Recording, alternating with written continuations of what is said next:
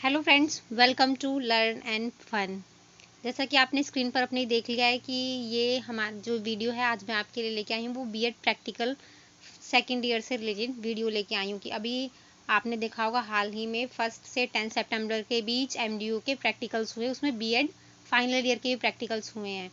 और आप सीआरएसयू वालों के जो है उनकी भी डेट आ गई है, उनके प्रैक्टिकल्स जो हैं वो 24 सितंबर से लेके 15 अक्टूबर तक हैं। तो उसमें उनको वीडियो बनाने के लिए भी कहा गया है टीचिंग सब्जेक्ट से, और एमडीयू में किस तरह के क्वेश्चंस पूछे गए बच्चों से मैं उन क्वेश्चंस के बारे में आपको बताऊंगी कि किस तरह से क्वेश्चंस पूछे गए जिस तरह से सीआरएसयू में भी पूछ सकते हैं, जिससे आपको अपनी प्रिपरेशन में हेल्प हो जाए।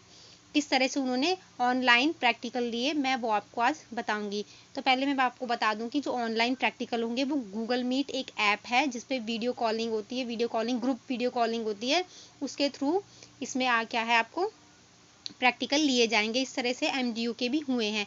एमडीयू के क्या है, उन्होंने एक कॉलेज का ग्रुप बनाया होता है, ऐसे आपके भी कॉलेज का ग्रुप होगा। उसमें क्या है आपको एक लिंक आएगा और लिंक से के थ्रू आप क्या है गूगल मीट से आप वहाँ पे कनेक्ट हो जाओगे। पहले आपको क्या गूगल मीट ऐप डाउनलोड करनी पड़ेगी, फिर आप उस लिंक पे क्लिक करोगे तो वो गूगल मीट ऐप से आप कनेक्ट हो जाओगे उस ग्रुप कॉलिंग में। और उसमें आपको क्या है, जैसे वीडियो कॉलिंग करते हो ना आप, ऐसे ही वीडियो कॉलिंग के थ्रू आपको आपके प्रोफेसर्स वगैरह जो टीचर्स हैं वो आपसे क्वेश्चंस करेंगे, आपसे पूछेंगे। तो सबसे पहले आपको ये पता होना चाहिए कि आपके टीचिंग प्रैक्टिकल के सब कितने मार्क्स का है, उसमें किस किस सब चीज़ का किस किस सब्जेक्ट का प्रैक्टिकल है। तो इसमें आपका इस सेकेंड ईयर में 250 मार्क्स का प्रैक्टिकल है। 2 प्रैक्टिकल है जो आपके टीचिंग सब्जेक्ट्स का है, जो आपने 2 आपने फर्स्ट ईयर में चूज़ किए थे जिनकी आपको बुक्स भी मिली थी। और 50 मार्क्स आपका क्या है सीसीई, कंटिन्यूस कॉम्प्रिहेंसिव इवेल्युएशन, सतत व्यापक मूल्यांकन, इसके ऊपर है। तो ये आपसे ये मेन क्वेश्चन है जो पूछ सकते हैं। और आपको ये पता होना चाहिए आपके सब्जेक्ट्स कितने हैं, कौन कौन से कितने मार्क्स के हैं, ये आपको पता होना चाहिए। इस तरह से एक आध क्वेश्चन पूछ लिया था उन्होंने बच्चों से, तो ये आपको मेन बेसिक चीज़ पता होनी चाहिए ये।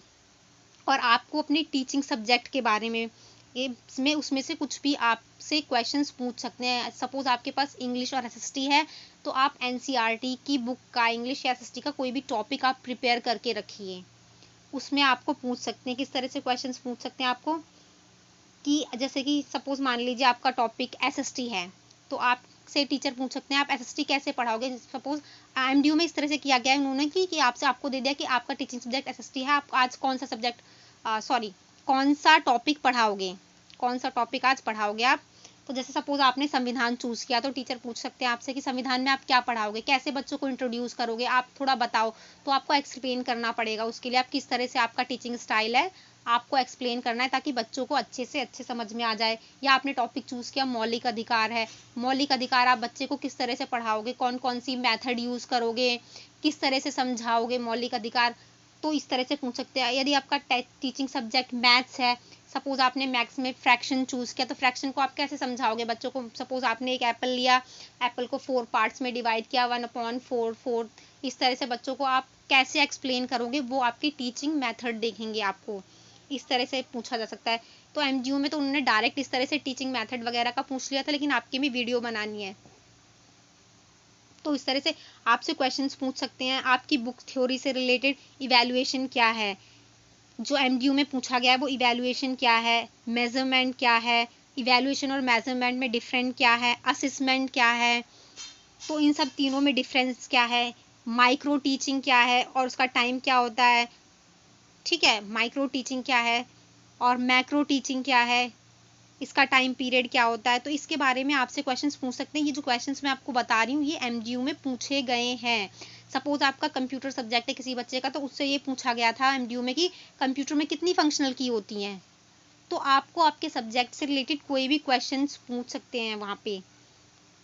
ठीक है, इस तरह से किया गया। सपोज आपने साइंस सब्जेक्ट है तो आप डाइजेशन सिस्टम पाचन तंत्र कैसे पढ़ाओगे बच्चों को, पाचन तंत्र में क्या क्या पार्ट्स होते हैं ये आपसे पूछ सकते हैं टीचर। और एक और बात कि आपने आपसे पूछ सकते हैं कि आपने प्रैक्टिकल फाइल कैसे बनाई, आपने क्या लिखा है प्रैक्टिकल फाइल में। और आपसे एक क्वेश्चन पूछ सकते हैं कि आप कौन से स्कूल में पढ़ाने गए थे।